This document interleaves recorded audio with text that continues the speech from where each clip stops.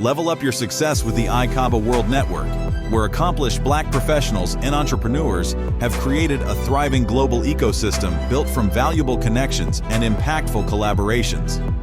Be a part of a trusted network that uplifts, inspires, and enhances your success. Join like-minded and leading Black professionals to foster meaningful relationships, unlock opportunities, and access the resources you need to thrive in your career, business, and life. Go to ICABAWorldNetwork.com and join today.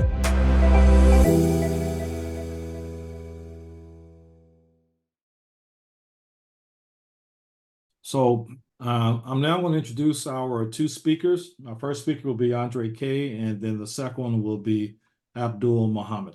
Abdul Muhammad II is the founder and chief growth officer for MDM Ventures, and he brings over 20 years of experience as an executive leader, brand growth strategist, digital marketer, speaker, life coach, and mindfulness facilitator.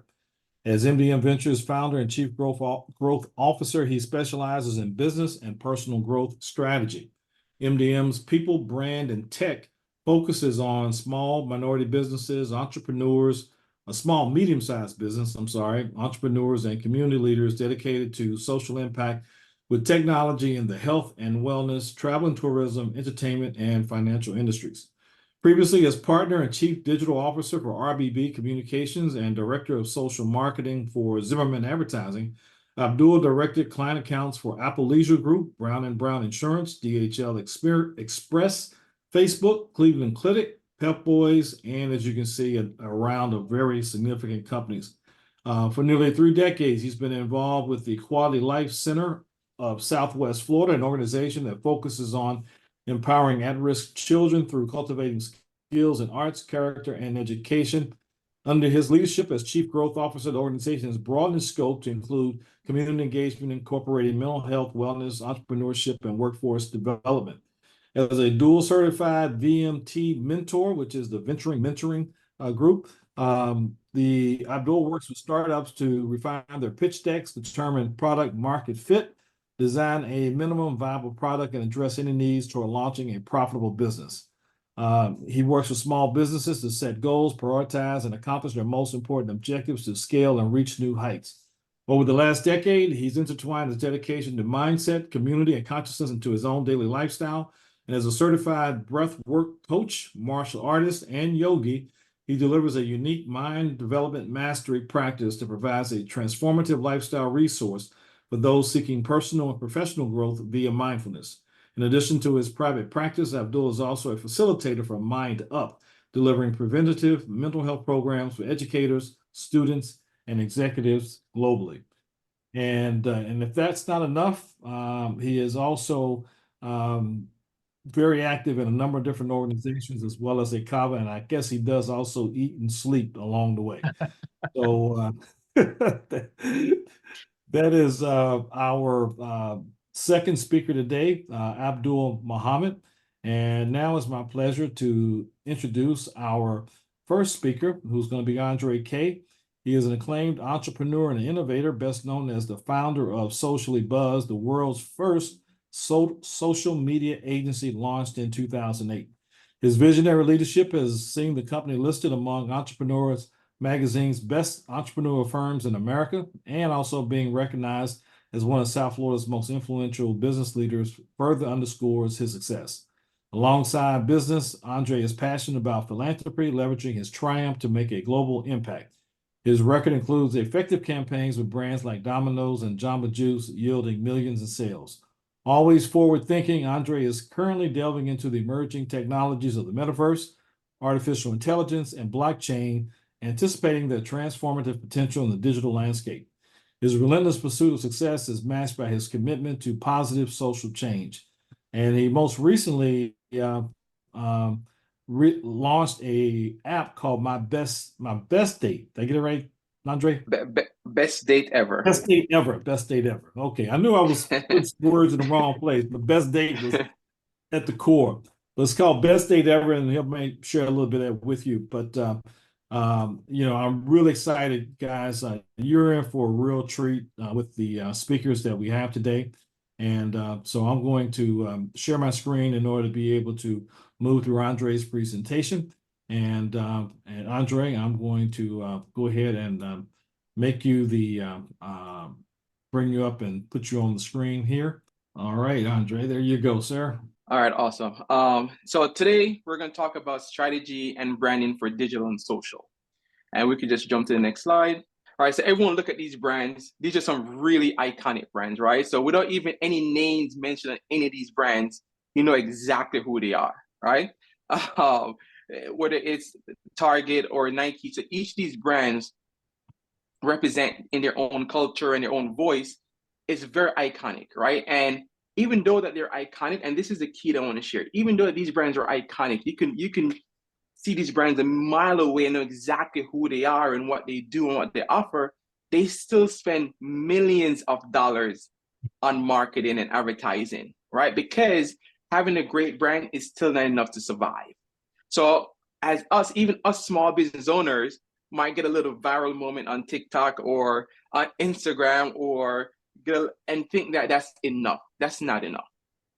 And those are some of the stuff that we're going to go through today in sharing what we can do as business owners, what you can do as a business owner to become an iconic brand as well, right? So we're going to go through a 3-step journey to becoming an iconic brand, right?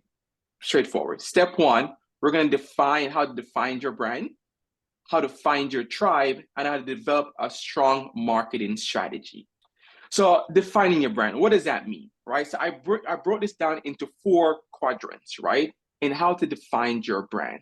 The first one is having your online presence. The second one is physical presence. The third thing is communication presence. And the fourth thing is cultural, social presence, right? So with any of these things, we start with the communication presence first, because as a brand, you need to define your values. You need to define your tone of voice. You need to define your messaging. So if you go back and look at, once again, whether it's Benz, whether it's Nike, each of those brands define who they are. So at any point you could tell, okay, if it's Mercedes, it's luxury, right? They define that.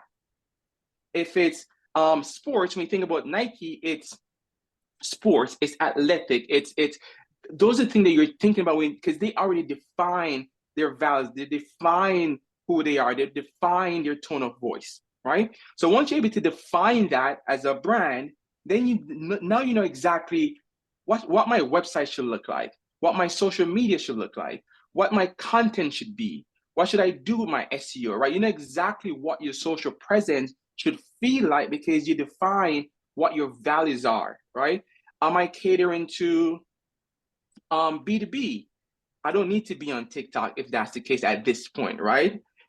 So defining what you want to do and what your brand is and the messaging, then it helps to define what your online presence is. If you have products or I have a retail space, right?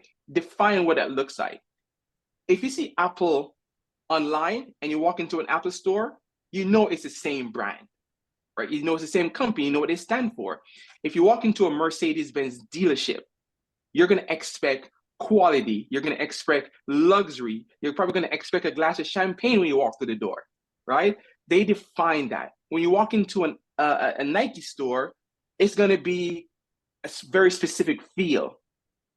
These are not by luck, these are not by randomness, these is all tailored based on one, defining what their voice and their values and their messaging is, and then having that relay back to all these different quadrants, right? And then even from a cultural, social standpoint, it's defining who your partners are, the things that you're going to sponsorship, and then the community involvement you're going to get involved in, right? So understanding these 4 core things could easily get you on the right path. I'm going to bring all of this home at the end of my presentation. And then the second one, as we move on, is finding your tribe, right? Not because I love sports and I love to work out, I'm going to wear Nike. Not because I love luxury vehicle, I'm going to choose Benz, right? I might not like the values that Mercedes-Benz have. I might not like the branding of Nike, right? So who are your tribe? Not because you do this one thing doesn't mean that everyone's going to want your thing. How do you find your tribe, the people that's going to appreciate your values, the people that's going to appreciate your mission, the people that's going to actually appreciate what you do? Those are the people you want to connect with. Those people are your tribe. Those are the people that's going to talk about you. Those are people that's going to promote you. Those are people that's going to be your ambassador for you, because they're going to rave about who you are and what you do, because those people are your tribe, right? So it's important to decide on, once you understand what my voice is, once you define your voice, define your message, define your look, define what your brand is, who are the people that I need to connect with, that wants the thing that I value, that wants the thing that I offer, right? So that's the part of finding your tribe. Who are those people? And you connect with those people in a way that's going to actually drive value for you, and it's going to drive value for them. And then the third part of it is now creating a marketing framework that's going to help you to connect with your tribe, connect your brand to your tribe. What is that marketing framework? One is my market research. What am I doing to understand where my tribe lives? What do they eat? What do they drive? What do they read? What do they watch? What are the things they're engaging with you? So do the market research to find your tribe and define your brand. Objectives and KPIs. What am I tracking, right? What are the things that is important to me? What are my objectives, right? Is it to sell more something? Is it to generate more leads of something? Is it to drive awareness? Like, what are my KPIs when I'm doing anything, when I'm doing my marketing, my outreach, and developing my marketing framework? What is my content strategy, right? What understanding, if you kind of go back to saying, if I need to engage with these people, what are the content that's going to resonate with that specific, with my tribe, right? So understanding what your content strategy is. Your paid advertising. What does your paid strategy looks like, right? So for a great example. So you might be a brand that's more intent versus interest-based, right? Meaning, if you're a service provider, right? So let's say you own a service provider business. Showing me your plumber ad or your mechanic ad on Instagram might not resonate with me immediately, because I don't need a plumber right now. I don't need any of these things right now, but I see it, it's cool. But I might go to Google when my car is not working, or I might go to Google when my water is busted, right? So I'm gonna go on Google, I'm gonna search for that thing. Are you there when your tribe is looking for you? Intent, right? So understanding those things. The engagement tactics, right? What are the engagement tactics you're developing to get you to engage with your audience? And are you adapting to technology? Are you adapting your marketing? Are you adapting your business to how your consumer change, right? And also, are you doing any digital integration? Are you integrating? So we talk about paid advertising, talk about social content, but are you also looking at how emails or SEO, how any other digital integration can help you to move your business forward? And then technology, right? Are you adapting technology in a way where it's going to make you more efficient in your marketing, right? So, example, am I going to spend 3 hours trying to write out content when I could use AI to help me, right? Your influence, your reputation, right? So defining what your marketing strategy looks like is going to be important. And then this. So I want you to look at this line, this spectrum, right? On one side of this thing is your brand. And this is where we talk about defining your brand, defining your voice, defining what makes you special, right? Why should my customers care about me? So on one side of the spectrum is your brand. So you need to define what that is. And the other side of the spectrum is your audience. Who are my audience? Once again, not because I love luxury vehicles doesn't mean I'm going to buy a Mercedes-Benz, right? Are the people, my audience I'm trying to connect with, do they value what I offer? Do they value who we are as a company? Everything in between that is how you connect those two things, right? What do I need to do to connect my brand to my audience? Do I need to be on social media? Do I need to do digital? Do I need to be on LinkedIn? Do I need to be on Facebook? Do I need to be on Instagram? What are the things I need to do to connect with my audience? What type of messaging I need to use? What type of strategy I need to use? So you define understanding who your brand is, understand who your audience is, then is now everything has become easier because now you know exactly how to speak to them. You know exactly where to find them. You know exactly how to engage with them. And that's how you bridge that gap between using strategy to help you define your social and digital media strategies. And of course, you could connect with me for a free social media consultation at any of these links here. Okay, Andre, we'll move next to our speaker, Abdul Muhammad, and I will cue Mr. Muhammad up. All right, sir, it's all yours. Right. Thank you, Hutch.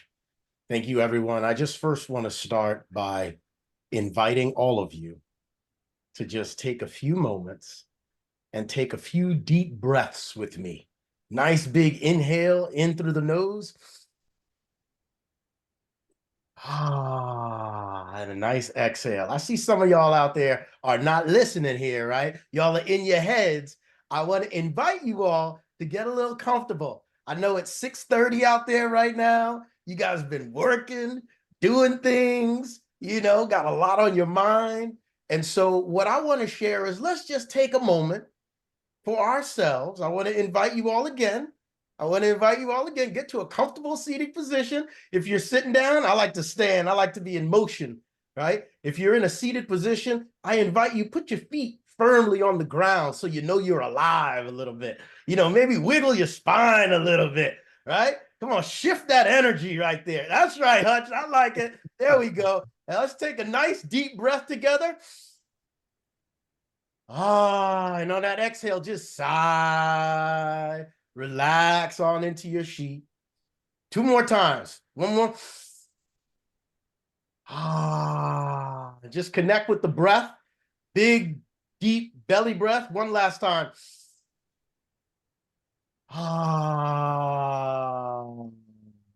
Let that out. Thank you all.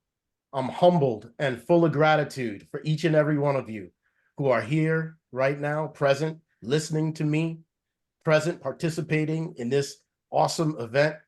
Hutch, thank you so much for being the servant leader and always committed to everyone and doing great things for the community.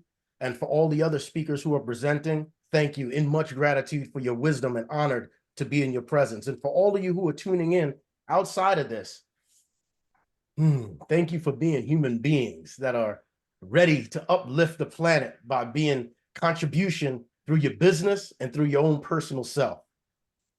That being said, I want to really talk about a couple of things in our 15 minutes of time. And so we have strategy, branding, digital, and Andre just set up a whole bunch of amazing ways to go about setting up your marketing strategy, some things that we definitely need to consider. And what I'd like to connect with is inviting you all to seeing things in a new way. How many of you are driving often from your home to a usual destination, whether it's where you go shopping or not? You know how when you're driving, right, you already did it so many times, you're not really paying attention to the route. You get in the car, you close the door, boom. And the next thing you know, you're there. You're not really paying attention to anything that's going on. So I want to invite you all to pay attention to what I'm saying. And although you may have heard some of the things before, I want to invite you to listen to what I'm going to share with you in a different way. And so I just want to connect the dots between attention and intention. And my intention today for you all is for you all to walk away with a different mindset when you're thinking about business and personal branding. I also am committed to you all walking away with some resources that support your overall strategic growth. And then I want to also make sure that you all walk away with some level of confidence that you've got access to resources that will empower you in your business or in your personal life to put together a strategic plan to deliver on whatever it is that you're up to. And so that's my intent. And I invite you all to hold me accountable now. There's going to be a Q&A after I start yapping. I want you all to hold me accountable on those three things. All right. A different mindset, different way to approach strategy, branding, and marketing. Right. And again, you may have heard some of these things, but I want you to listen to it differently so that you may see something differently in it. First thing I want you to consider when we talk about strategy, before we get to branding, marketing, communication, to all of those sort of tactical ways that you're going to deliver on an overarching strategy, what I'd like for you all to consider is that from a business or personal growth standpoint, there are three key elements that I'd like our conversation to focus on as strategic growth opportunities. The first is for you to shift your mindset with how you look at your business or your personal brand to consider these three things: people, brand, and technology. People, brand, and technology. One of the things that is fundamental to business success is for the business to be rooted in foundational elements that will not change. Because one thing we know will change is that everything in business is going to change, right? Every day something new comes out. Somebody's getting class action lawsuit that may shut something down and shift the way you're doing, right? A company that you're relying on as a vendor may go out of business. And now there's always, every day, going to be things outside of your control that are going to be new and different. And so let's shift that mindset to focus your energy and strategic focus on the things that will never change about your business. And when I say never change, that is the people are needed in order to run an effective business, because people do business with people. It doesn't matter what you're selling, product or service. It doesn't matter how good your marketing strategy is, etc. At the end of the day, people do business with people. And so shift in mindset when you're looking at strategy for business growth and branding by first understanding people. The people starts within. Now, most of my work, I deal with the leaders, business owners, the C-suite executives, the people who are responsible for the decision-making and growing the business. And in most small businesses, that oftentimes is the founder or the owner, right? So the people, and we'll get back to how to shift on that. And then we move to the brand. The people have to be reflected in the brand, because if people do business with people, but the brand is not humanized, there's no human touch with the brand. Whether you're spending bunches of dollars on social media channels, on advertising channels and emails, etc., if the brand shows up like AI, like something cold that doesn't connect, right, then it's losing the humanity of it. Now, in this world where AI is everything, we even have it to where you can't even make a post on LinkedIn without a prompt that says, hey, by the way, you want AI to make it better for you, right? Now, you got to understand, I'm not hating on AI no more than I hate on a tool. The people behind the tool, human beings made AI, and we're the ones feeding it and how it functions. And so when you understand the people, and then that is reflected in the brand, AI and technology, those just become tools for you to allow your humanity to come across. And this is important in the world where everybody using that, we all gonna sound the same. They all want us to look the same. And y'all know how it is. I'm an OG from New York. I like to have a little bit of originality. I like to walk in the room and someone to remember, who was that one that was wearing those funky shoes? You're not gonna forget. Now, I argue that as a brand, right, the culture is trying to move us towards this sea of sameness, this AI-oriented, they know it better than we do. Your power comes in humanizing your brand strategically so that it reflects the people. Because guess what? DNA and who you are is the one and only thing no one will ever do better than you. And so when we understand that people do business with people and that your company is a reflection of your people, and you focus your strategy on identifying what are the key elements and values and characteristics that make that person different, right? And then that is your strategy for how you communicate effectively through all forms of your brand communication. Then we get to the next one, which is technology. Don't be scared of it, baby. It's always going to come. And the technology is a force multiplier. The technology is what allows us to scale that messaging in a highly effective way. And again, people, brand, and technology as a new mindset framework for how you approach business and personal growth strategy.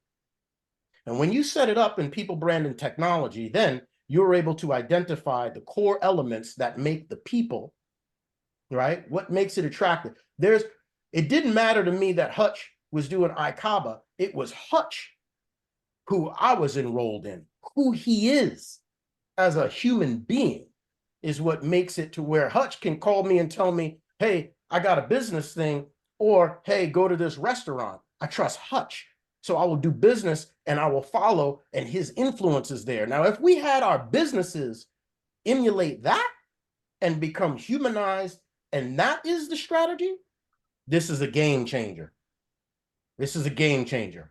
So rise up above the to-dos and think strategically from a mindset standpoint, approaching it in business, brand, and technology. Now, when you approach it in business, brand, and people, brand, and technology, you have the ability to utilize what is called the culture, brand culture. Brand culture. This is a strategy that from the very beginning, it's not about your product or service yet.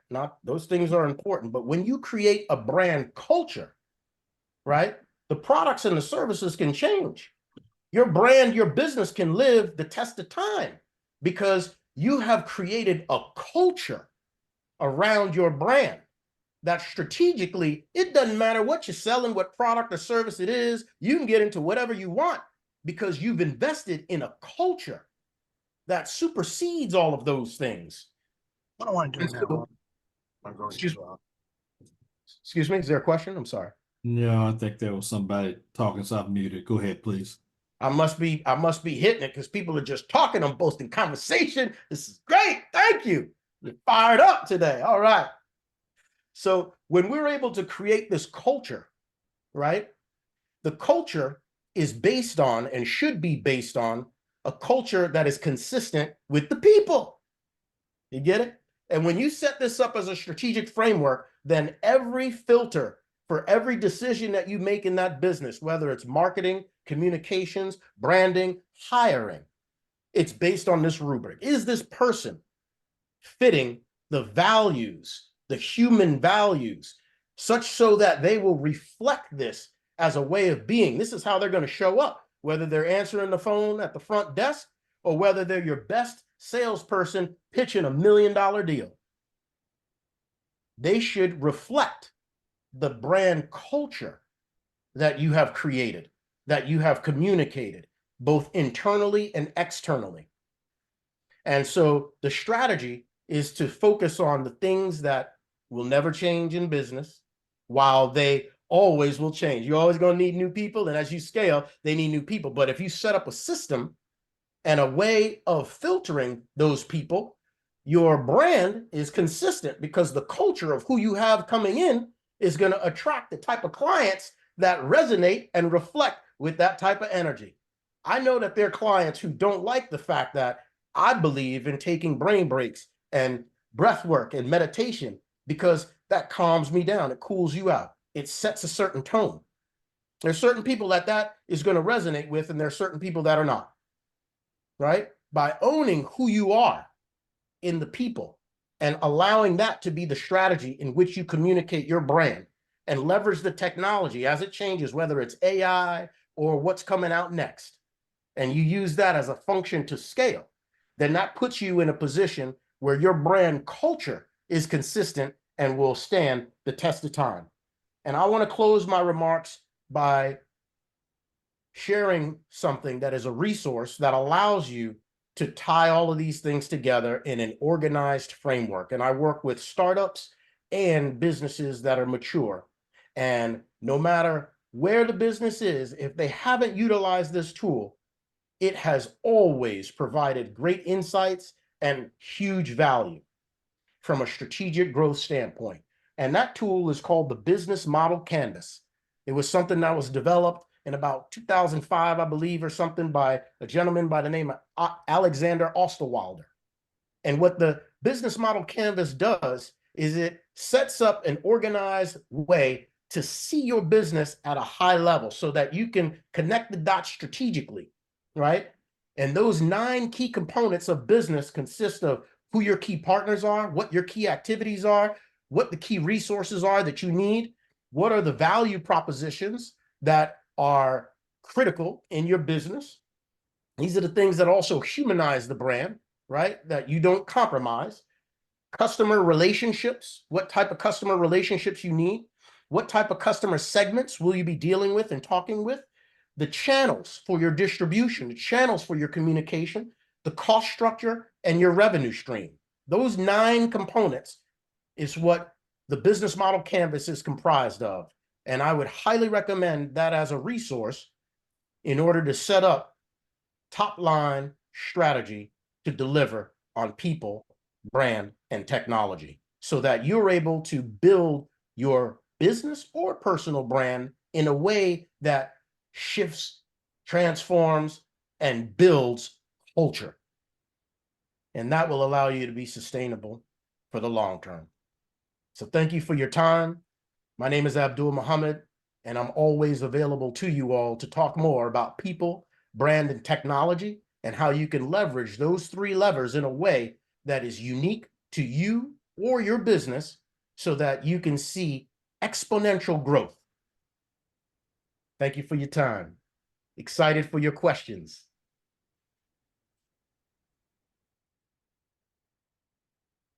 Thank you, Abdul. And, Abdul, when you started talking about the business model canvas, I took a look and I think I might have, I have pulled up a business model canvas on ICABA that I'll share, which may give some additional amplification to what you just talked about. So let me share my screen.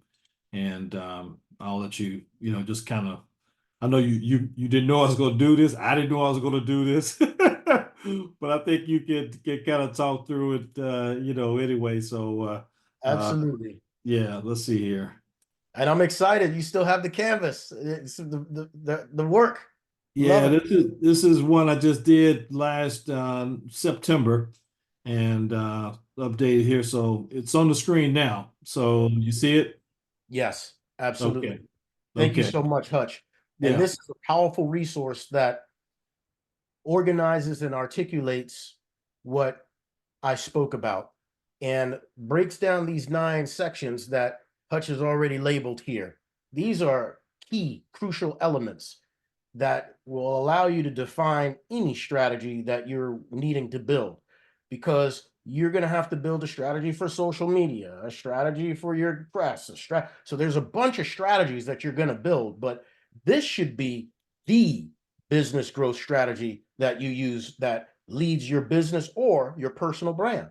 And all other strategies pull from this. The key elements that I want to talk about today are value propositions and customer segments. And this is where you get into probably one of the most critical areas in the business model canvas, is identifying your customer segments and your value propositions. And this is articulated in words and language that we use called pains and gains.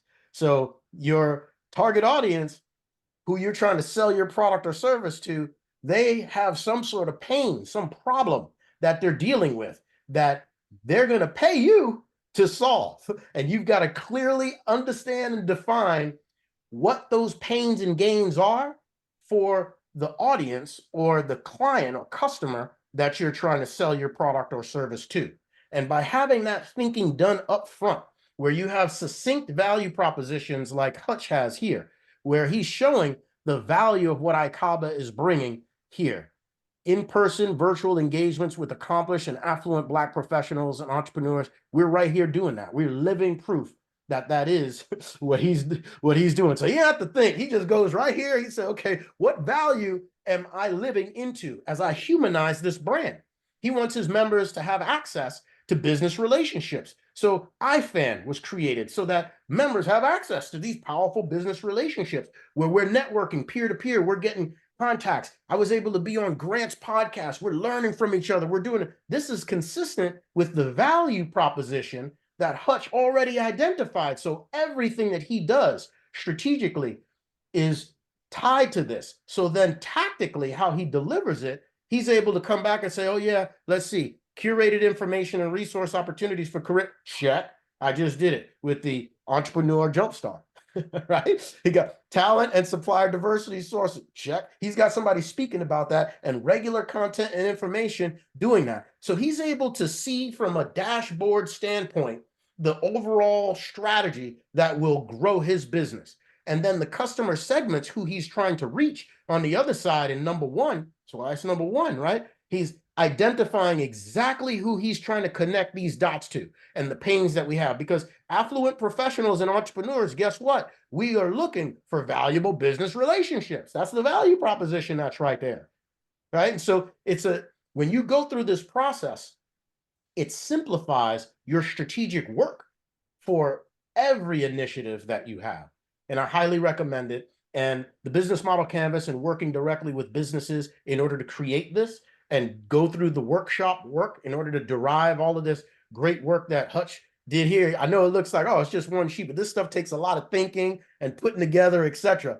And so that's the work that I do. I host workshops and ask the right questions and allow you to go through some brainstorming in order to really think through who you are. And oftentimes what you start with, who you think you're trying to serve and what your business model should be, by the time we get done through these workshops, you got a whole different thing going on. It's a powerful tool that I highly recommend anyone who's serious about driving their business strategically or as an individual brand that you're trying to grow. And I love doing this work with both startups and companies that have been going for a long time, but have never implemented a business model canvas structure in their organization. Highly effective. And I'm here to support anyone that's interested in learning more or working through a business model canvas for accelerated growth. Thank you, Hutch, for that opportunity. And great stuff, man. You see how easy it's like lined up. That's why Hutch is so effective. My brother uses a business model canvas. Well, listen, I know that for those of you, there's a company called strategizer.com, and that's where you can go to get that business model canvas as well as other templates that will help you with that. I think when, as you heard Abdul kind of illuminate some of the things that were there, value proposition, customer segments, and so on, the real value, or a real value of doing it is making you really stop and think. And, that was one of the things that we've been talking about throughout this Entrepreneur Jumpstart, is taking time to really think about your business. What are you doing? Who are you doing it for? What's the return? How am I communicating to people? Am I safeguarding the things I need to do legal? Am I, looking at my accounting? Do I use my financial statements for more than just, taxes at the end of the year, but I'm actually using it as a way to understand how my business is operating and making adjustments based on the data and intelligence that comes there. But that business model canvas, as you saw, it's not a long document. It's a one-pager, just like you saw. And there's a saying that I saw once that says that genius is taking that which is complicated and making it simple. And so taking your business, which is so often you think like it's, you got all these different things going on, and forcing yourself to come up, what are the few words that will describe my value proposition? What are the few words that will describe who I'm trying to talk to? How am I trying to talk to? What channels am I going through to get to them? When you go through and you get that business model canvas down, you'll be so much more focused about your business and the things that you need to do to be successful with it. It'll be amazing. So again, I put into the chat a link to Strategizer where you can go get your own copy of that template and you can start working on it from there. So hopefully that was some help. That was You can start working on it with Abdul, by the way, too. yeah, there you go. Yeah, because they're only going to give you the template.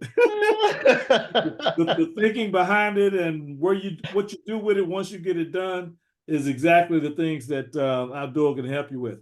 So we're opening up the floor for Q&A, and anybody just unmute, if you will. I'm gonna put us back on gallery view so we can kind of see each other. And any questions anybody has, go right ahead. A question. Uh-huh. Hey guys, thank you. That was really powerful from both of you. I'm curious, this concept of brand culture around your brand, I think that's a really powerful thing and obviously not an easy thing to do. I mean, what do you think would be maybe some best practices that you've seen or maybe characteristics that company use to be able to achieve that? Because that's something that really probably takes a long time to do it, right? Great question. And thank you, Ricardo. So I'll first start with just a personal plug. I host workshops to guide and facilitate individuals and companies to come up with what their culture should be. So I'll start by saying that. So that's number one resource. And to give you some things to set that up, the clues are, depending on the business, if you're a startup business, the size of the business, right? If you're a business that's still a small business where you're one owner or just two partners, etc., this process starts by understanding the characteristics that you both agree on, right? And defining a way of being as a team, as a unit. And I'll give an example. So and in the process, I call this something called 9 seeds. And this is starts with an individual exploratory, because again, the mindset shift is that people do business with people. We're humanizing the brand. And so there's a certain way that every individual shows up. You guys have some takeaway from me. You spent 15 minutes with me, but I guarantee you're going to walk away and you remember certain things about me. My energy, I started with this breath stuff. There's certain things that I'm leaving you with, and it's intentional because there's no separation with who I am as a human being and how I show up as a business. And this is a different mindset. This is a new way of doing business that creates the culture. Do you get what I'm saying? Mm-hmm. This is a new way of business that creates the culture. And so the 9 seeds, there's 9 attributes that I work through people with a process that allows them to identify and align. And again, if you're just personal brand, it's easy. If you have an executive team that is already in business, you got a board, you got people that need to buy in, then it's a workshop. We go through a process and there's a series of questions where you go through what's called an inner exploratory. And in that inner exploratory, we identify these human values or characteristics that we want reflected in the brand, right? And so, for example, I'm going to give you the 9 characteristics that drive my business and myself. Full self-expression. I'm going to say whatever. I'm going to say what's on my mind. Like it or not, that dude says what he says the truth. He says what is on his mind. You're always going to get that. Now, some people don't like that. I'm from New York. I can't change it. I'm not going to, This is how I am. Take it or leave it, right? Full self-expression. And I'm sure that you guys felt that from, without me having to say that. You're like, that brother's full self-expression, right? I'm empowered.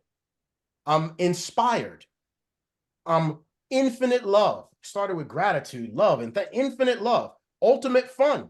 I like to have fun. I'm gonna be here working, but I'm excited. Infinite love, ultimate fun, wealth and abundance, right? I'm still eye on the prize. We're talking about business, right? So that's important. Integrity, gratitude, and creativity. Those are the 9 characteristics of my brand.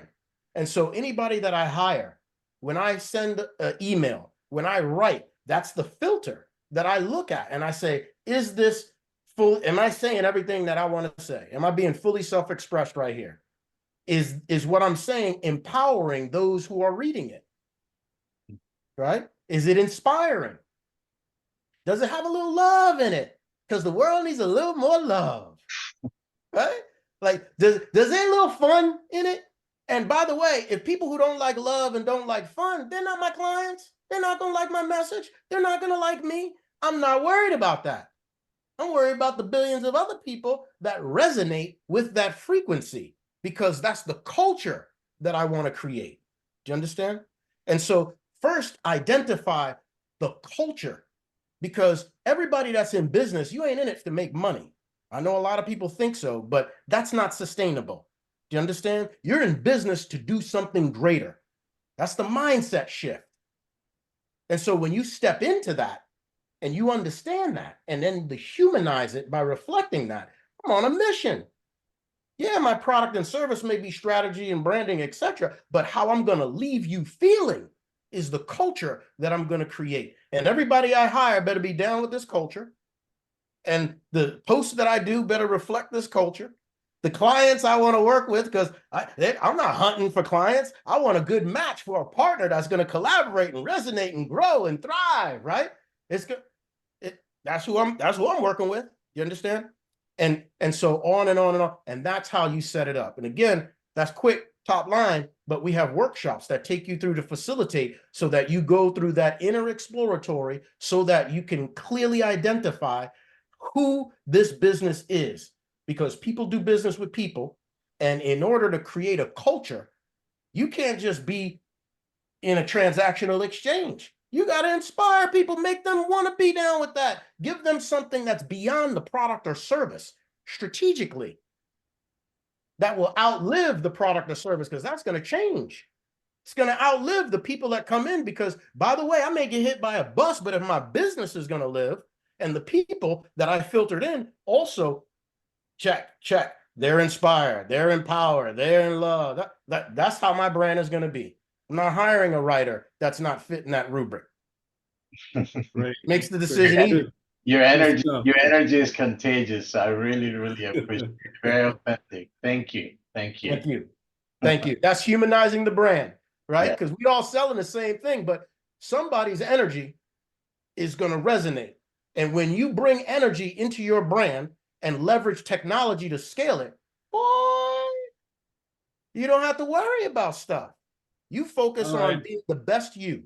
Abdul, let's see if we can get a couple more questions in here.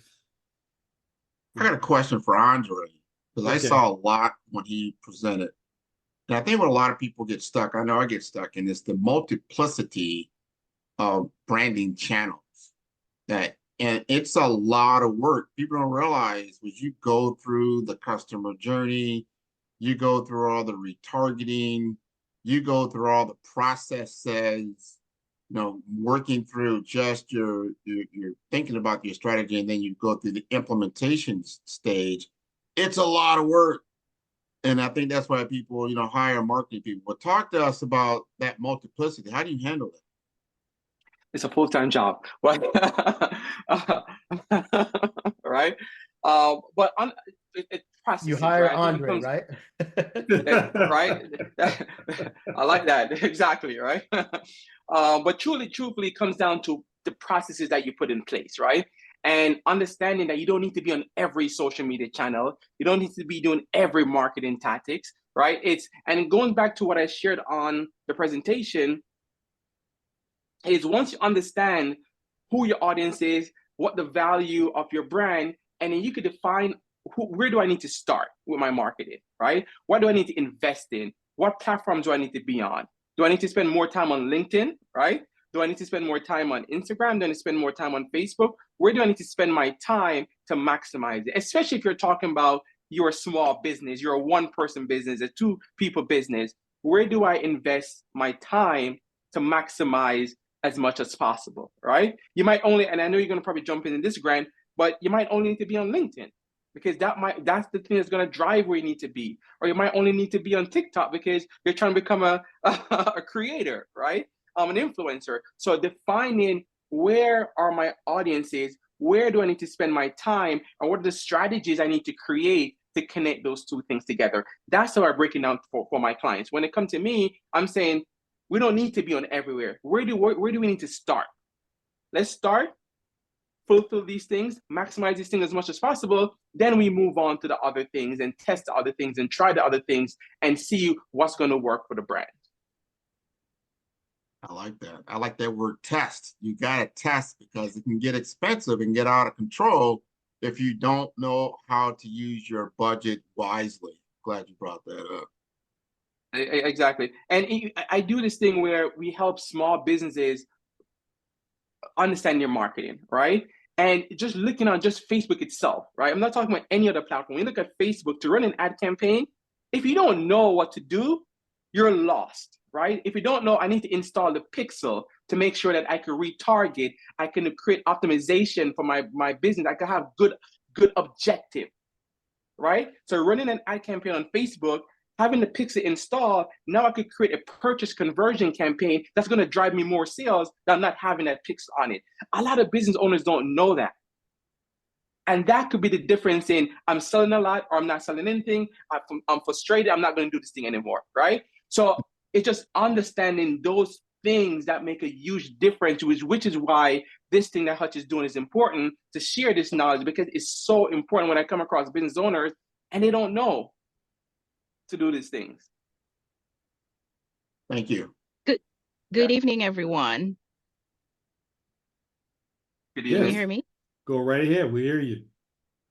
Thank you so much both for the amazing presentation. And once again, thank you, Hutch. Thank you, Sherry. So my question, it's unique. My situation is a little unique. I am a fractional HR professional. So I still work in corporate America. I'm an HR executive. And I have been doing freelance consulting for a few years. And I am in the process of just starting to build the consulting so I can build my exit plan from corporate. And so leveraging technology, I have been utilizing some of the AI-powered tools to kind of help with some of the branding and the strategy, not the branding, but more so the strategy. Can you talk a little bit about leveraging the technology side and how do you make sure that your brand is represented, that it's pulling the information from your marketing plan, from your business plan, things like that? My fear is when you incorporate too much of the AI tools and it generates it for you, it's going to take away from the expertise itself. So what can you share about how to leverage the technology, but also make sure that your brand is also represented within that? I'd love for Andre to get into how to actually leverage the technology. And before he gets into that, I just want to share that the point you made about losing yourself, that's the point I was making earlier. And it's when you have that business model canvas and when you have those upfront tools where you've identified the humanization of the brand and the filter, that prevents what you just described from happening. And as powerful as AI is, the output is not the end put. The output is just a part of the process in which you then have to come back like it's ingredients when you're the chef of the meal. And you still have to come back and go through that. And sometimes you may have to put back in, right? It's like you're putting in stuff and you're going to get stuff out, but you have to put back in the human touch that the AI may have taken out.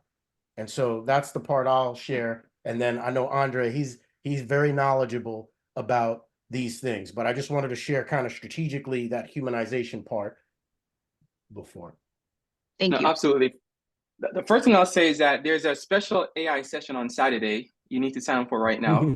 Hutch, you want to drop that link, Hutch? I'm already there. All right. Great. All right. So everything that Abdul said is correct. And once again, looking at AI, it's a tool, right?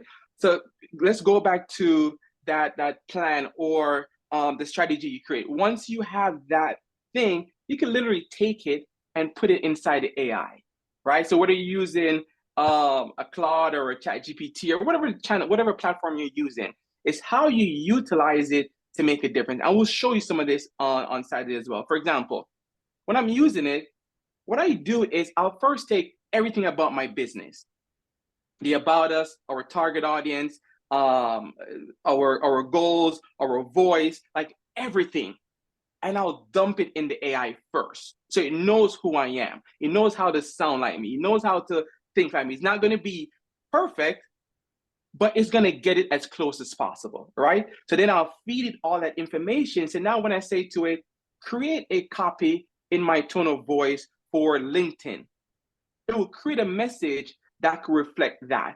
It's now up to you to define, does this sound like me? Do I need to make an edit? I don't sound like this, right? Let me take that out and replace it with something else, right? You still have to do the work when necessary to create that. But the tool helps you to advance and enhance what you're doing. For example, you might decide, you know what, I want to write an ebook to help market myself, my brand, my personal brand. But if I write this ebook, it might take me 3 weeks or a month to write this ebook. But if I use AI, it would take me a day, 2 days, right? But I'm still gonna go to that ebook, make sure that ebook is still have the messaging and the feel and the culture and the tone of what I'm trying to portray. But guess what? You just saved 28 days, right? It's how you utilize the tools to do the thing. And that's just one of the many tools out there with AI, right? And that's AI. And if you use the same thing, use AI to create the videos, do voiceovers, it's utilizing the tools to make you more efficient. That's the way I use AI. It doesn't replace everything I do, but it makes us more efficient in what we do and how we use it. And to your point of making it feel natural as possible, is to feed it context, feed it information so it knows where to pull from. Okay, great. Thank you so much. And I'll share with you some of the tools that I'm using for our Saturday session. Thank you both. Awesome. Okay. Any other questions? Okay. So what I want to do right now is to give each one of our speakers a chance to do a kind of a wrap up and closing, but I've got a question for each one of them before we get to that. So the first question is, or the question I have for each one of them will be the same question. And I've mentioned this in our speaker prep, so hopefully you're already kind of ready for this. What is the one thing that you know that if the entrepreneurs that are on here are doing in their business as it relates to their marketing, what is that one thing, if they're doing that you feel like that will help them to be more successful and make the things that they're doing easier by virtue of doing that one thing? So who wants to take that first? Andre, you could go first since you started to pick everything off. All right, no worries. For me, it's being consistent, right? It's the differentiator, right? In really standing out in what you're doing. It's being consistent as in your business when you're doing your marketing, right? It's not, okay, I'm going to post something today, then I'm going to post something again next month, right? You get lost in the crowd, right? It's not, I'm going to create one video today, then I'm going to create another video in 3 months. It's not, I'm going to run one ad campaign now. It's not, I'm going to run one email now. The one of the differentiator that I use is being consistent in what we do. Okay, consistency. I think that's a really good one. All right, see if you can top that, Abdul. Since you threw him out there first, you're like, hey, I'll let you go first. I'm going to throw out there, just continuing to build on the theme that I was speaking about, and it's really humanizing your marketing. And that humanization comes from really that work we were talking about, where you go in and you define who you are, which is the only thing that you can own. It will always differentiate you. It allows you to have a filter that every bit of communication and everything you do comes from there. It's like being authentic. So just be your authentic self and allow that authentic self to be what drives all other branding and marketing that you're doing. Humanize that brand. And I'm going to close with my big overarching theme. It's humanize the brand to be a brand of culture. Gotcha. Humanize that brand to be a brand for culture. Gotcha. That's the one thing I would do. I want to amplify both of what both of you guys comment. And so Andre, you said about consistency, and taking that and just kind of drilling down to it in a couple of ways. First of all, consistency is so important. First of all, you got to show up every day. That's the first part of consistency. You got to show up every day. You talked a lot about the brand, the voice, the tone, the messaging. One of the reasons why Nike's brand is so well established, and when you see it, you know what it represents, is because the imagery, the words, the copy that are always, if you will, associated with that in their advertising and their messaging is designed to be consistent. The color is consistent. A lot of different things. We know the golden arches. You see those big yellow, big old M, that's the golden arches, and so consistency is critically important. And how you communicate with people, how you deliver your product and service. We go to a lot of different places because we know that when we go to oh geez, I'm sitting there drawing a blank. Cheesecake Factory, I think one of the top brands in the country as it relates to consistency of product, service, delivery. I've been to cheesecake factories all over the country, different places in the world, and their food, their service is always very consistent year after year after year. And I can't help but believe it's one of the reasons why a lot of people go there, is because they know what they're going to get and they know it's going to be good and it'll consistently be that way. As Abdul was talking about the humanizing of the brand, years ago, I was having a conversation with a guy. This was 40 years ago, easily.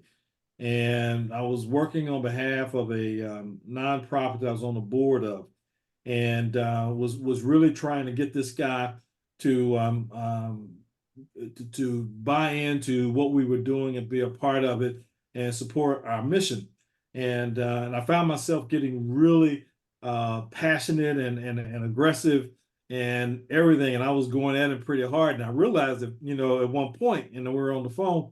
And so I pulled up and I said, "Hey, I'm sorry. I didn't mean to go in so hard." He said, No, that was great. He said, "I love it." He said, "You are so passionate about this that really makes me, want to be a part of this." And that was when I first understood and learned what my brand would and could represent, what my unique, if you will, presence, my tone, my voice was. Part of what I bring to the table is passion. Passion for the work that I do, passion for you, passion for, our members and all those kind of things. And it truly does create, if you will, a culture, and so people will be attracted to that. Like Abdul said, if you're not down for having fun, if you're not down for, want to kind of like, let's get our breath work in and let's really be mindful about the things we're doing. I'm not looking for robots. I need somebody who's going to be creative, who's going to have some fire in their belly if you're going to want to work with me. And so that helps you to really kind of define your brand. Your brand comes from you, and so on and so forth. So anyway, I just thought I would throw that out just as a couple things, because I think that what both of them said was so important, and that you take away from here, those kind of things, and then incorporate that into, the design of your brand, into the things that you do. Consistency, humanizing your brand, understanding your brand voice, creating a culture, for your business, that people will then begin to really recognize who you are and what you're known and what you stand for. Any other questions? We're at 7:15. We're about ready to take a break, and we've got our next session starting at 7:30. And so I know this is in the evening, so this will give you a chance if dinner is on the stove and you need to get us something to drink, or take care of nature or whatever's calling at this point.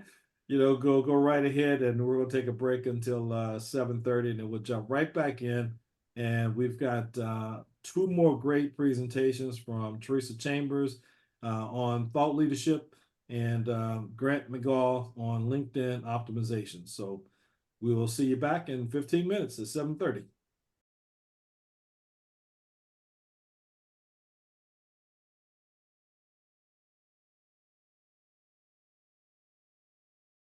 Teresa Chambers, founder and CEO of 10th Muse Enterprises. She offers marketing and publishing services to help entrepreneurs and artists find and connect with their markets through seminars, webinars, conferences, retreats, and live events. She is the producer and host of the limited series podcast, B.O. Dollars Business of Style. She previously co-hosted the weekly radio program Fashion Friday, The Business of Style on Bloomberg Radio, based in Miami, and has been a featured guest on Blog Talk Radio's Positively Affirmative, and seeks opportunities to moderate panels and host business events. She received her MS in publishing from Pace University in New York and completed a master's certificate in integrated communications, advertising, and PR at Florida International University here in Miami, and her BA in French at the University of Virginia in Charlottesville. A former business and political journalist at Time Magazine, she has used her experience as a writer, editor, marketer, and project manager to launch programs and products in corporate, academic, and community settings from New York City to South Florida to Silicon Valley and the world for more than 25 years, driven by the desire to have measurable, positive, impactful outcomes. She has driven the renaming and rebranding of Rovi, formerly Macrovision, a global technology corporation supporting multi-million-dollar growth, partnering with global brands including Apple, Best Buy, DirecTV, DivX, Microsoft, Samsung, Shazam, and SoundHound. Teresa has also invented a portal that was integrated into the company's interactive program guide. Our other speaker, Grant McGaw, he is the CEO of 5 Star BDM, and Grant McGaw isn't just building brands, he's building a better world. I think he has his culture already intact. As CEO of 5 Star BDM, he empowers individuals and businesses to craft online identities that attract opportunities, command respect, and leave legacies that reel in impact. His flagship podcast, Follow the Brand, consistently gets top spots, awarded a top 10 podcast by FeedSpot and New World Report this year. Thanks to Grant's talent for extracting actionable insights and inspiration from industry leaders. But Grant's influence extends far beyond the microphone. He's a fervent advocate for diversity and inclusion in healthcare, earning the prestigious Personal Brand Development Award 2023 from the New World Report for his tireless efforts to close disparities and amplify underserved voices. When he's not championing healthcare equality, you'll find Grant mentoring young leaders, inspiring audiences at conferences, or casting a line in the vibrant waters of Miami. Yes, he is an avid fisherman. Grant's infectious enthusiasm, unwavering integrity, and genuine desire to make a positive ripple are woven into everything he does. He's a living testament to the power of personal branding, not just for personal success, but for creating a world where everyone can thrive. Ladies and gentlemen, we have two outstanding individuals following two outstanding individuals. And so I am going to go ladies first. And Teresa, you're up. Thank you so much, Hutch. Hello, everyone. Thanks for your time this evening. I appreciate that introduction. And so I think one of the things that I want to lean in on specifically is the idea of what with thought leadership and being an author. One of the things that isn't in my bio is that I have literally put words in the mouths of CEOs and executives so that they can influence people in business and the public. So my focus is on really amplifying Black and Brown voices and voices from historically marginalized leaders to position them as thought leaders. I believe one of the best ways to do that is to become an author. And so in addition to all the other things that I do, I stay engaged with the industry. I am a member of the Women's National Book Association. I'm a member of the Association of Book Packagers. I'll talk a little bit more about that. And also, I am a writer, so a member of the Black Writers Collective. I'm also a member of the Women's Media Group. So this is how I continue to draw on these resources to make sure that I'm on top of trends and bringing you the latest information. So when we talk about thought leadership, the first thing I want to address is what are the characteristics of a thought leader? So thought leaders, typically they have the expertise and knowledge in a particular area or industry. So that's one characteristic. Another is that they have opinions and feel confident in expressing them. The third thing is that other people consider them to be an authority. So they trust them and will take action based on what a thought leader says. So if you think of those characteristics, are you a thought leader? Think about that for a minute. Now, one thing to note, we hear a lot of talk about influencers, right? So I want to point out that in my opinion, all thought leaders are influential.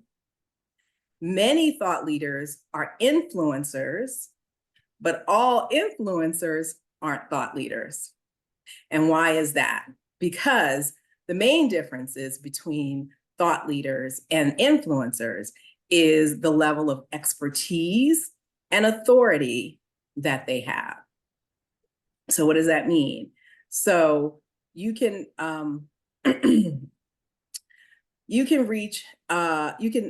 basically the differences are that an influencer may not have the expertise, or they may not have a knowledge area specifically that they're focused on. Their authority really comes from relatability and branding, not necessarily from that expertise. So if you want to position yourself as a thought leader and you want to influence others based on your thinking around a particular subject, publishing is a great option. You can encapsulate your expertise and perspective and package it very nicely and with ease to transfer it to more people. You can reach new audiences, gain credibility by getting reviews from third parties, and by having your ideas shared by other respected thought leaders in your field and in related fields. You can also generate additional revenue streams. So in that lovely business model canvas, this publishing is definitely one of the revenue streams. One of the revenue streams that was listed in Hutch's business model canvas, and it is one that many thought leaders can use. So publishing a book can seem intimidating. A lot of people I talk to and suggest that they publish a book are resistant. They feel intimidated, but it's possible. And probably for each one of you is very much a likely proposition. You can write a traditional nonfiction book. So traditional nonfiction is, the difference between fiction and nonfiction. Fiction is based on reality. Nonfiction is based on reality, and fiction is based on things you make up, right? So if you can write a traditional nonfiction book and share your insights and how you landed on them through sharing your personal experiences or research that you've done. Think about Malcolm Gladwell or Simon Sinek. You can write your take on a set of ideas that have already been written about. When I think about that, I think about the original Think and Grow Rich, and then there's the Think and Grow Rich, a Black choice, right? So same concepts reinterpreted. You can write about practices or principles that have worked for you. 7 Habits of Highly Effective People is a great reference, or more recently, Atomic Habits. I don't know what it is about the habits, but That seems to be a topic. You can also write a book of tips, a devotional, or publish a collection of shorter pieces that you've previously written with a common theme. You can write a textbook and collaborate with others on one. You can use a paper that you wrote for graduate school or an article that you wrote for a publication as the foundation for a book in which you want to expand on the ideas you put forth. One of the things I want to point out is that the word publish, I use the word published as opposed to writing a book exclusively, because while you may first think of a book, there are many ways to publish your thought leadership. A book is just one. I define publish as, this is my personal definition, meaning the creation and dissemination of content on public-facing platforms or through channels that reach a broad audience. So using that definition, you can see that a book is one way to publish, but what are others? Anybody have any thoughts on that? I'd love some interaction here to let me know what you think are other ways to publish. No one? Kind of restate what you just, outlined, those couple of things. And I see Devon Bruce mentioned here magazines and blogs. Yeah, those are great. See podcasts there from Ricardo. Yep, those are great. Yes, podcasts, articles for magazines and blogs. You can contribute to an anthology, absolutely. You could contribute to a newsletter. You can co-host a podcast or guest host a podcast. Yeah, so we got some industry articles here. So yes, industry publications as well. And don't forget the old school radio, TV shows. That's content that you can publish as well. White papers are also a great option. So I want to share some things that I'm recommending that you do to begin your thought leadership. So first of all, what's critical, especially, and it ties to the earlier branding conversation, right? You really have to identify your niche and your unique perspective. So successful authors find a niche, a lane, and build a loyal audience, right? This is your chance to create your brand that gets you discovered. I like to think about coaches. Think about how many people we know are coaches, and coaches of all types. They're leadership coaches, Ricardo, career coaches, relationship coaches, and more. Are you a leadership coach interested in developing future leaders or leaders in a particular industry? Are you a relationship coach who helps executives with workplace dynamics? Or do you have a method to create healthier interactions with families? Can you see the difference there? And you can explore, it's what is that intersection of what you do that allows you to differentiate. You can also conduct market research to identify some gaps in your industry, some pain points, and some areas of expertise. I encourage you to connect with one of my favorite resources is the Small Business Development Center as a first step. They have a great resource called IBIS World. I don't know if you all have accessed that, but it's great because it has invaluable industry data about your market. Just if you have a NAICS code, they will give you that resource. They will give you that information and more. Another thing to do is to determine your unique value proposition and your perspective as an author. It's kind of like what Hutch was referencing in his story, saying that, you feel passionate and it shows. Even Abdul was saying something similar as well with the brand. Whatever it is, however you show up, you have a specific perspective.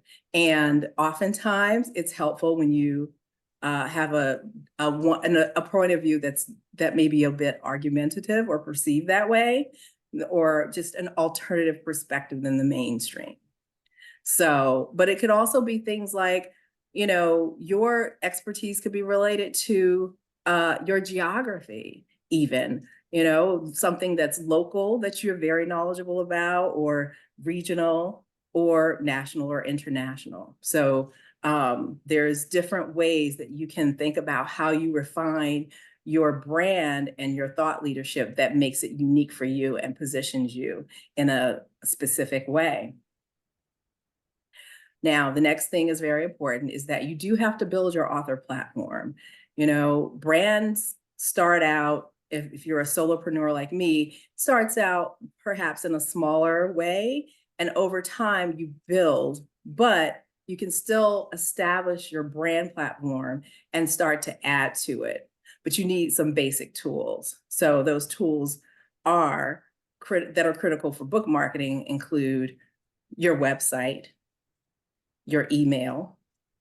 And I'm going to pause here just to say, in my opinion, if you don't have a website and you don't have an email, you don't need to think about doing social media. And the reason I say that is because the algorithms on social media channels change all the time. And so, but the things you really own are your website and your email list. If those things go away tomorrow, think about what's happening now with TikTok. There's a talk about having a ban on TikTok in the United States. If TikTok were your primary platform to market your brand, then what happens if it goes away? You have to start all over with building the relationships with the people who've been following you. So why not start with owning the content and the platforms that you can consistently, and no matter what changes, you'll still have your website, you'll still have your email list. Of course, social media channels can be valuable, and from a thought leadership perspective, LinkedIn is definitely the primary platform I would recommend, and you'll hear more about why from Grant. And speaking engagements are also a brand building opportunity. They're also great for revenue generation, and tying your book publication or your speaking engagements to something that you publish can be a really great way to generate revenue. You also should, I encourage you to provide valuable free content to grow your audience even before you start to publish, because there's information, that's how you're building your audience. And there's accessible information that people can start to build and trust and know you and believe that you are a great person, a great resource of knowledge and information in an area of expertise that you've chosen. Now, this is the most important thing, actually, is to write a really good book. And I mean that your book delivers on the promise that you have asserted it would. And that includes having it be well structured, having the book edited, having a great design, having it formatted properly. And this is the case whether you are self-publishing or traditionally publishing. Now, if you're traditionally publishing, that means that a lot of the work that's being done is going to be handled by the publisher.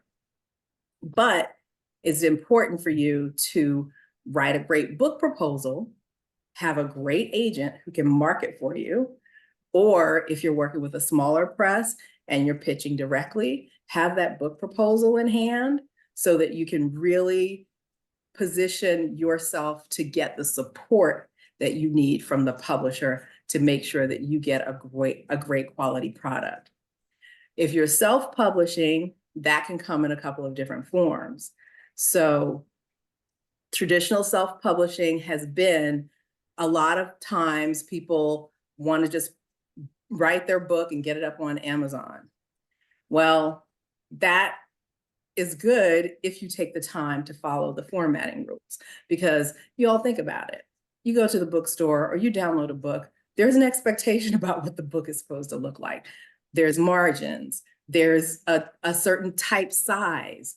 All of these things matter, and the cover design does matter. So you have to take the time. Don't rush, even if you're self-publishing, invest the time.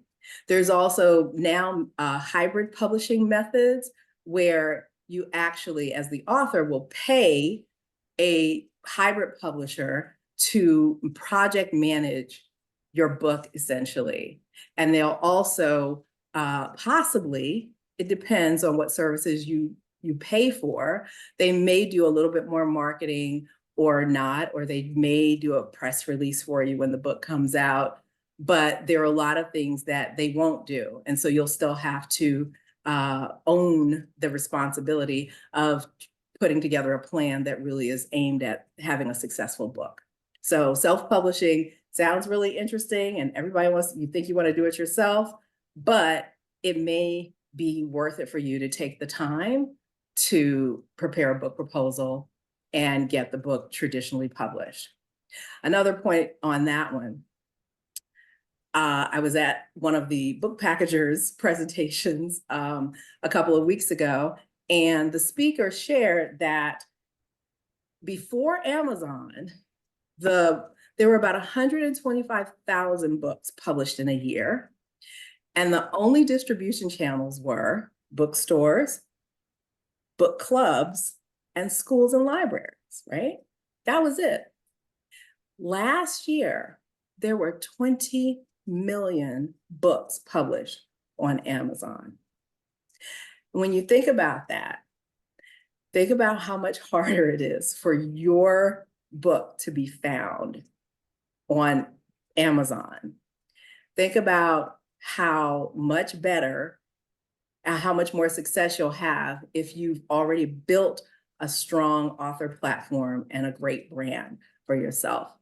And you'll have more channels to sell your book because yes, it'll be on Amazon. We absolutely have to have books on Amazon. However, I'm a B2B strategist. When I work with you, I want you to sell not just one book at a time. I want you to sell 100 books to a company. I was on a call earlier today and it was shared with by one of the speakers that he created a book series that got a 750,000 book order.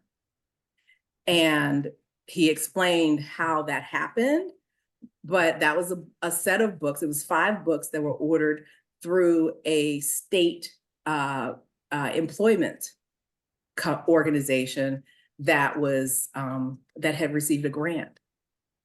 So the potential for a lot of sales is there, but that expertise really makes a difference. There's so many opportunities as you continue to grow that brand.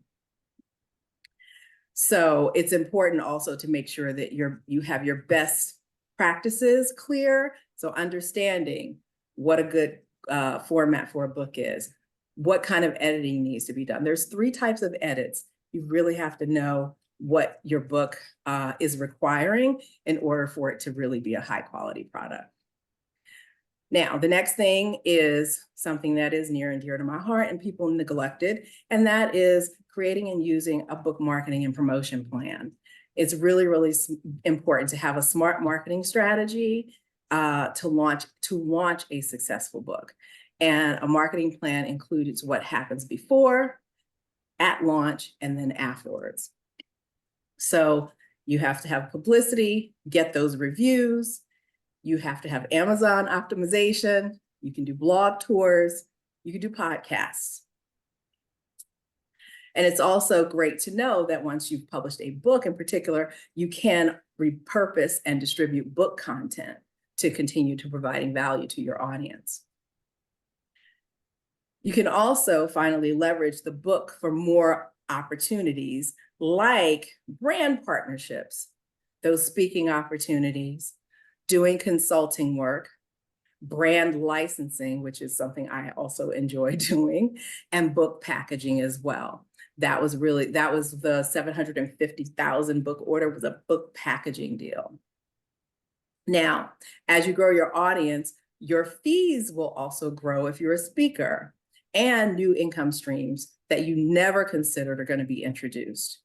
So it's really important, of course, we all know here, to build relationships and do that networking, because you just never know what might happen and what opportunities might come up.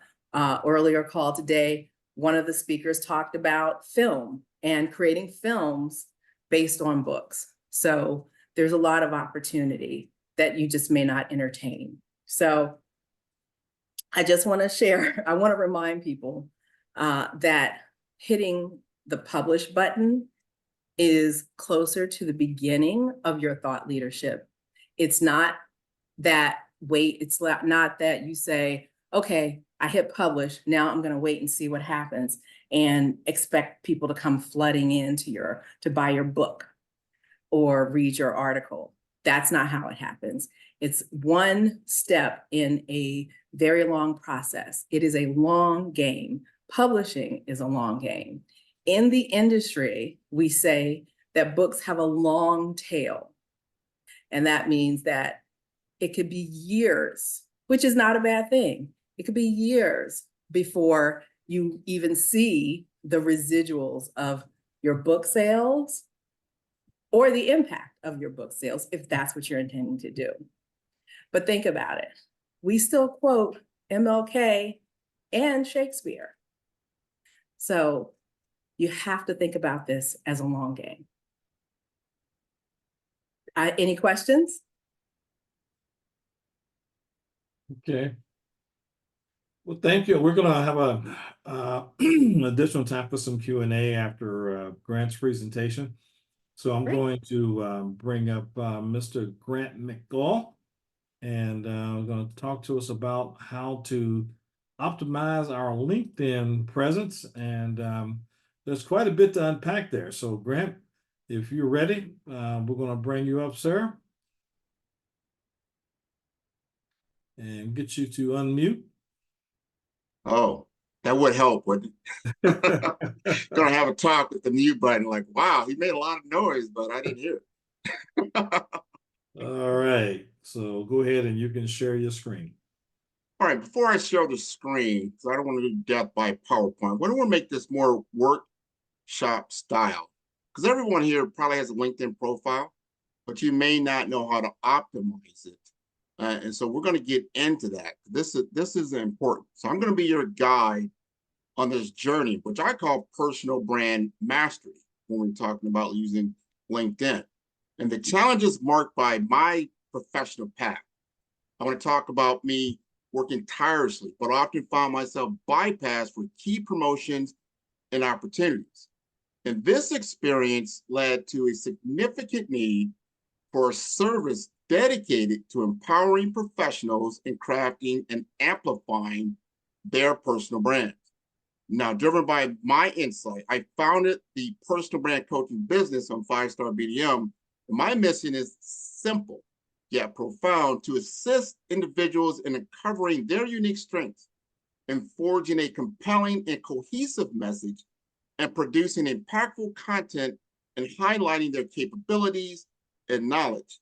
And I have a passion that lies in aiding others to reach their career aspirations and unlock their potential in today's fiercely competitive job landscape. And I firmly believe that a robust personal brand is advantageous and critical. And through my Follow the Brand show, I am dedicated to offering these tools, insights, and support necessary for professionals to distinctly position themselves and make a mark in their respective fields. So I'd like for you to join me in this endeavor to just not navigate, but to excel in the world of personal branding. And I believe together we can shape our story and elevate our personal, professional journey. So with all that said, I'm going to bring up my slide deck. And as I stated, I think a lot of you already are pretty, you probably have a LinkedIn profile, I would assume, because there are over 700 million people on LinkedIn. And it is a business-to-business platform. Unlike your Facebook, your Instagram, your TikToks, your Snapchats, and all the other stuff I probably forgot, if you really look at the feed there, most of the time it's entertainment. People are just entertaining themselves. They're having fun. There's nothing wrong with these things. They're humorous. They're sharing some family information. LinkedIn is specifically for business. If you're an entrepreneur and you're not operating on LinkedIn professionally and optimizing it to promote your brand, you are leaving significant opportunity on the table. So with the end of this, I want you to understand, what is a personal brand? Why is it important? And what can you do to manage it? It's so important. LinkedIn is a platform. Your personal brand is about your point of view and your personal story. And LinkedIn is the opportunity to make that story and that point of view visible. That is the goal, to make your story visible, to differentiate yourself. And when you listen to what Abdul is talking about, now that you're humanizing your brand, what more important way to do that than through a LinkedIn profile, so you can humanize your brand? They can see your face. There's so many tools available on LinkedIn. It is the most incredible asset. So I've got William Arruda pictured here. He was the first author, or really the first person who brought out the idea of personal branding. It was probably about 15 years ago. And he has a book out called Digital You. And I encourage you to read through there. But he really focuses on personal brand as your most valuable career asset. When you know how to cover, express, and nurture it, that is the key. That is so key. Most people, when they think about brand, they're thinking about a business, they're thinking about a product, they're thinking about a service. They're not thinking about themselves. And I guarantee you, businesses like Nike, Apple, and anything else you can think of, they're thinking about you when they're producing their brand, right? You are a brand. That is the key to my business at 5-Star BDM. I do personal branding and I do business development. And what I have found is that I found a niche. Now I'll tell this story. It was about 10 plus years ago. I was working for a Fortune 500 company, and they did some training. The company's called Illumina, now used to be CenturyLink, at that particular time. I think they're the third largest telecom company in the country. And so I had to go out to Denver, Colorado, and do some training. Typically, when you go to these types of training, they're just giving you the company spiel. They're talking about their product and service, and they're going to introduce you to some of the company bigwigs, and then send you on your merry way to go out there and get business. And I was in account management, so you're doing sales.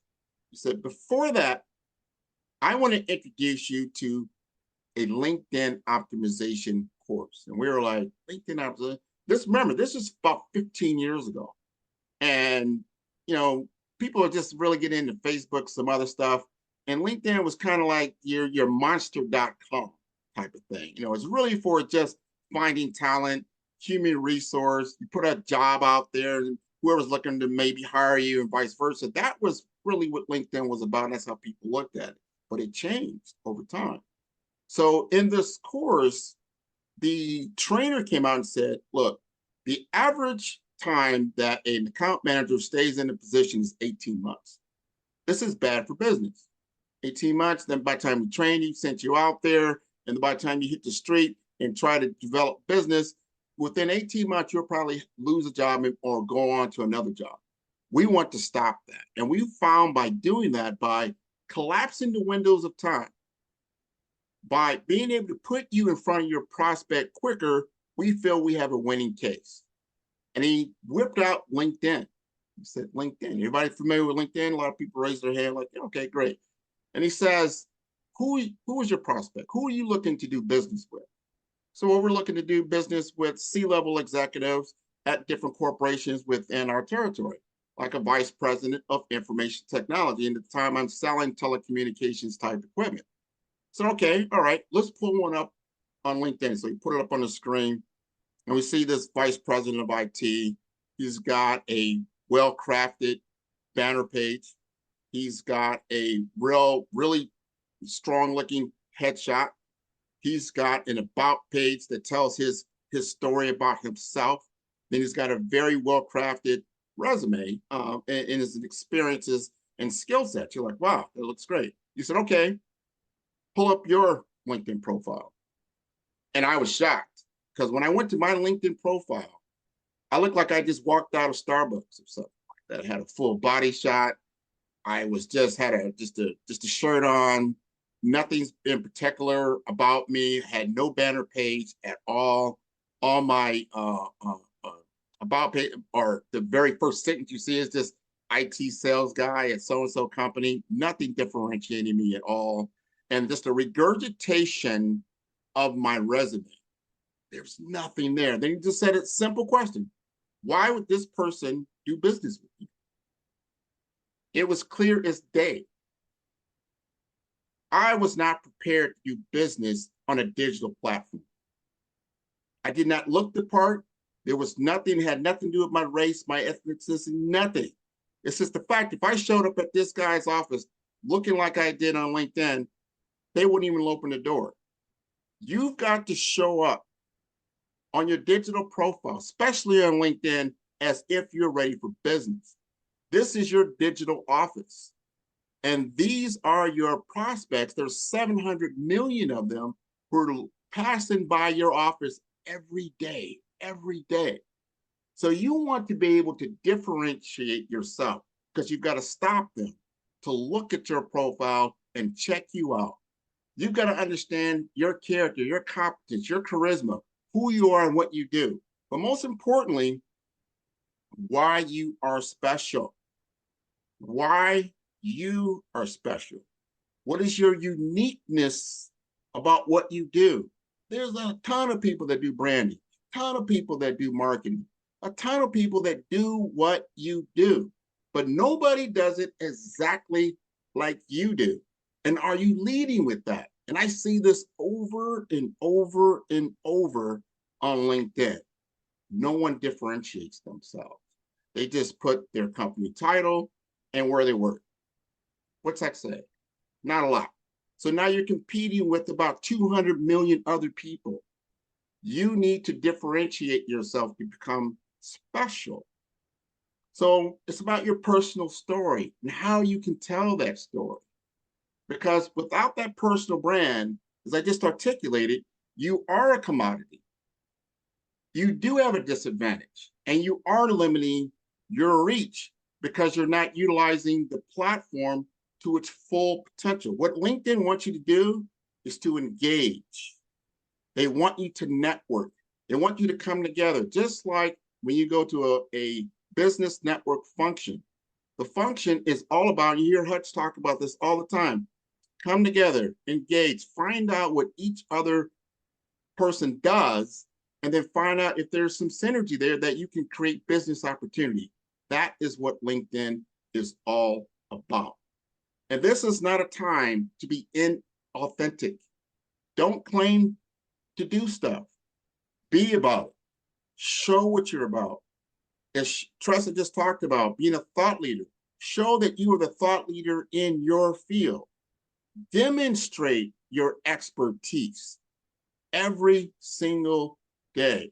Show up and show out. And when you think about creating your brand, wow, Grant, I'm not sure how to do that. Well, those are some of the reasons why a person would come to me, and I would walk you through those things. But there's a lot of DIY people. Do it yourself. So if you are one of those, I would say to you, if you think through your personal story, somebody told me this is so on point. Think about this. You are uniquely positioned to be a mentor to the person you were 10 years ago. Think about that. What you were going through 10 years ago, 15 years ago, 20 years ago. And how you can be a mentor to that person because of the experiences that you've now had over that period of time.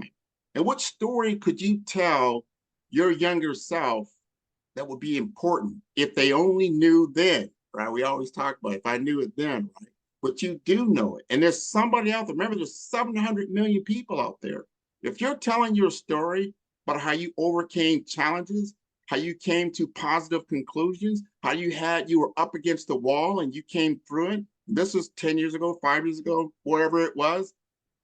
There's a lot of people that would be interested in that story. Remember, it's not all about facts. It's about making people feel something about your brand, feel something about your profile, understand what's going on, who you're up against, understand that niche I just talked about. That is your niche. Your personal experience is your niche. So I'm going to get off the PowerPoint and we're going to go to LinkedIn itself. And I want to show you some things that I think are important. I want you to see this. Like, this is my profile. So I go to a lot of, I see this all the time with business professionals or people that are entrepreneurs, and they're not taking LinkedIn seriously. What do I mean? They see this will be blank. It's like a blue blank. There's nothing there. And what this is someone explained to me a long time ago, this is a billboard. This is a billboard. This is like driving down the highway on 95 and seeing this enormous billboard of somebody selling real estate, or they're selling their hospital system or whatever it is, because people are going down the highway 70 miles an hour. People are going down LinkedIn feeds 70 miles an hour, right? You want to give them a billboard. You want to give them something to look at that tells them to stop and listen. Hey, is this Firestar BDM, follow brand? Hey, okay, this is this guy, right? You want to have a well-crafted headshot. You want to have something that's going to be showstopper. That says, okay, this guy, he's showing up. He looks well. He's well groomed, right? He's branded. Those are his colors that are there. There's his logo. This starts to look very good. Now you can go to Canva, CANVA.com. It's a free website. When you go to Canva, type in the search bar, LinkedIn banner. When you do that, it's going to come up with a bunch of banners that you can customize yourself and make. I made this exactly from Canva, just utilizing the tool set there, right? You can do this yourself. And the reason why you want to do that LinkedIn banner like that, because it comes up with the exact dimensions that you're going to need to fill this particular banner. And remember this is a circle. The half circle is going to take up some of that space. So as you're creating that banner, leave a little space there so it's not going to take away your name or something that might be important, so it doesn't hide what you're doing. I'm going to come down just a little bit, right? And I'm going to move this over here. I'm going to show you something here. Another thing. You see my profile here says public profile and URL, right? You can customize that so that your name will appear there. If you hit this little pencil, you can change this information. A lot of times, if you don't do that, it'll just be numbers. All right. And why is that important? That is important because when LinkedIn is not only a social media platform, it is a search engine. It's an algorithm. It's a search engine. You want it to be able to find you quickly. So if you only got numbers in here and then someone may be looking for you, it's going to be harder for them to find you. But if you immediately got your name there, you've branded yourself. Right? I'm sure you guys will appreciate that, right? When you think about brand. So I wanted to show you that. And then I also wanted to show, this is so important because this is the first thing people will see. They're going to see your banner. They're going to see your headshot, right? Then your name. Now, if you have a name that is hard to pronounce, McGaw is how you pronounce my last name. It's hard to pronounce.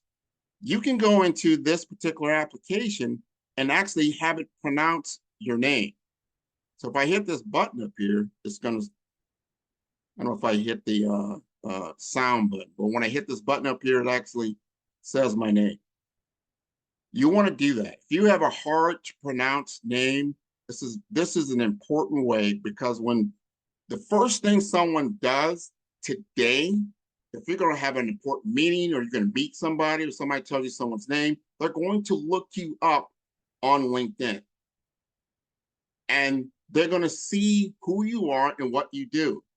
You want to make it as easy as possible. You want to fill in the blanks about all those things. Wow, how do I pronounce that name? I can just hit this button and it pronounces it. That makes them feel better when they're talking to you on the phone or they're going to meet you in person, that they actually pronounce your name accurately. I think that's very, very pretty important. So going down this file, another thing, now I've got a few, 1,000 followers, right? It's important for LinkedIn you want to get above 500, as it says right here, 500 plus. And when you're asking for connections, and we'll get into that, hopefully we have enough time to really get into that because we have a short amount of time. You want to build your audience. Build your audience. You want to just connect with anybody. You want to directly target the audience that you're looking for. This is so powerful. When you get into Facebook ads and things like that, they're trying to get you to get a demographic and a psychographic.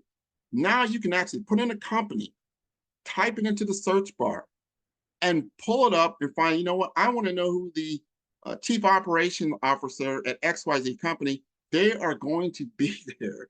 And then you can actually send them a request as a connection. This is how I got to 18,409, by doing exactly that. But when they do that, the first thing they're going to see is exactly all this information here. And they're going to make a split-second decision. They're not going to sit there and read everything you got here. You're just going to look at this real at a glance and like, all right, this guy's in branding. All right, I'm going to read the CEO of 5-star BDM, business and technology expert, healthcare advocate, podcast host, elevating humanity through shared knowledge. I like that guy. I'm going to go ahead and connect with him. 3 more minutes, Grant. Okay. And I know this is it takes a while, but I wanted to get you to understanding the power of LinkedIn and what it can do for you if you manage it directly. I just want to show you analytics here, right? This is within the last 90 days, or no, actually, what is it? Should Either be 90 days, last 7 days, sorry. So in the last 7 days, I've had, as far as my content performance, about 8,000 different impressions. This is important. This is organic. I'm not paying for this.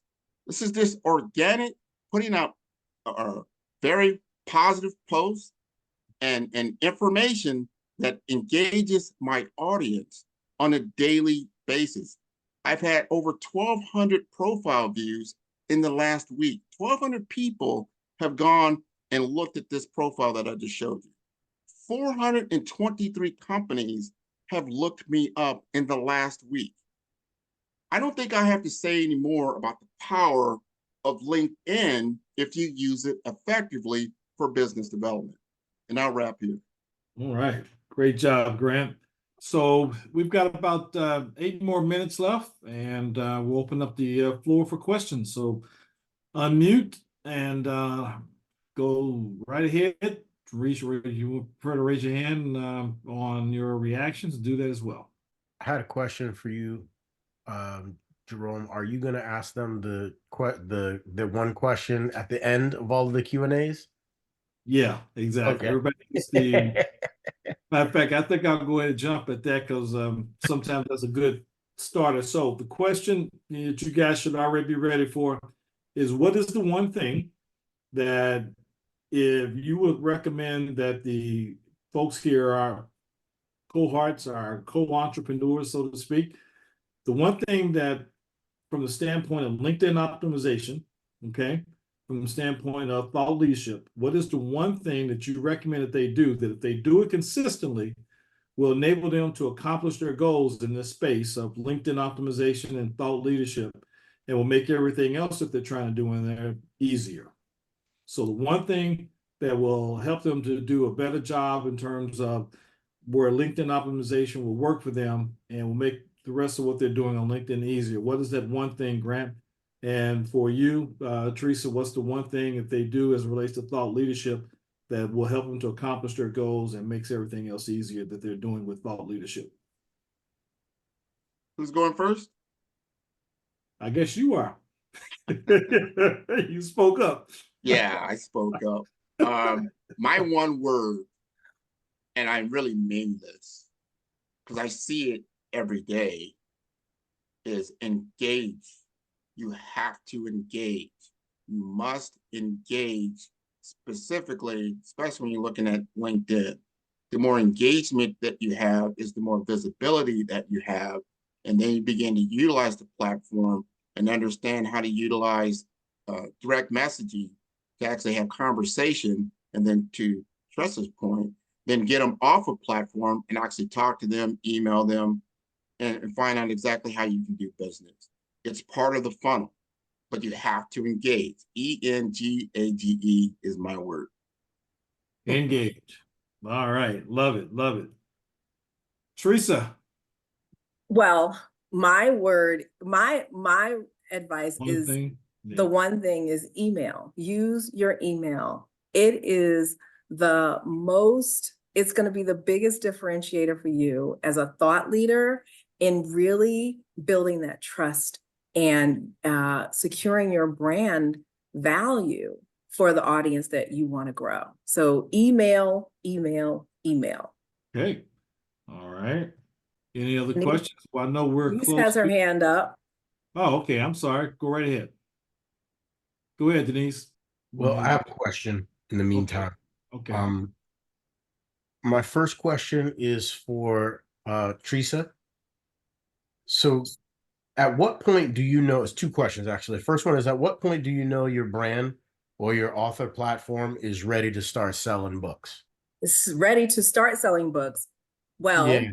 I typically recommend that people start promoting their books at least 3 months before the published date, the release date. And I would say 6 months before the book goes out, because there are many things that can happen before the actual release date, one. And two, if you want your book to be a bestseller, then getting pre-orders of your books is critical. All of the books that get pre-ordered and are paid for up to the date of release are aggregated to count toward your sales for that first day.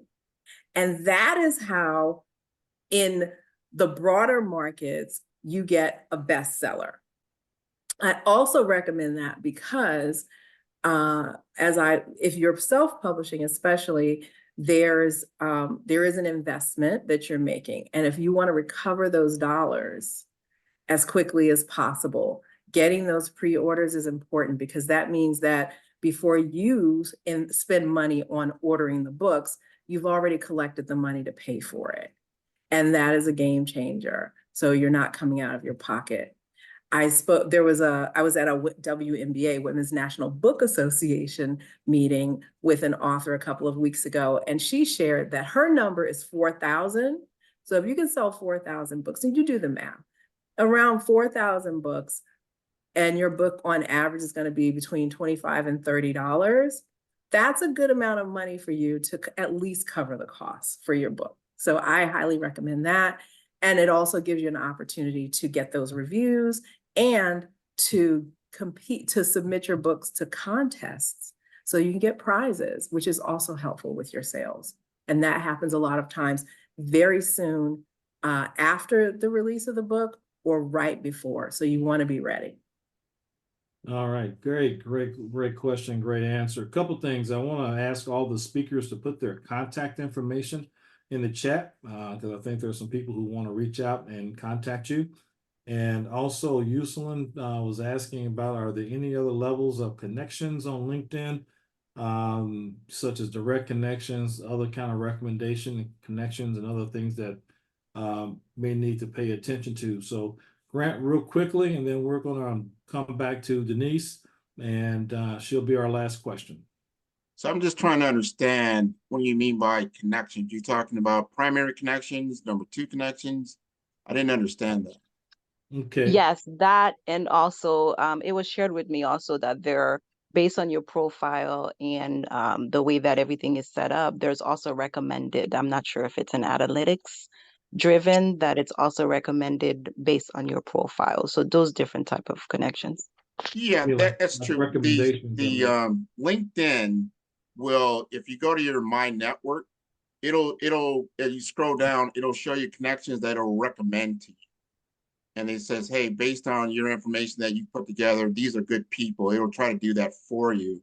And you can take a look at those and you can connect them. Here's the key about connections. I always look to make someone a first connection. Why? Because now you can direct message them. You can send them an email about information that you want to. Now, I don't like emails by themselves. If you go to the premium feature, they'll give you like 100 or 150 emails that you could send to somebody that's not a direct connection to you. The problem with that is it's like you've already advertised to this person that it's some kind of solicitation. And it's a kind of a turnoff because about 90% of the ones I get are usually solicitation. So I don't recommend that. What I recommend is that you have a very good personally branded LinkedIn profile that someone will be enticed to connect with you, and then you can have a conversation with them, not a solicitation with them, a conversation with them, and then you'll have, you begin to have business relationships. Okay, Denise, you want to unmute? You there? Okay. Well, ladies and gentlemen, it is 8:30. We have reached the end of the road. Let's give a round of applause to our speakers. Really, thank you. Great information. Great engaging content. Thank you for attending and being here and supporting.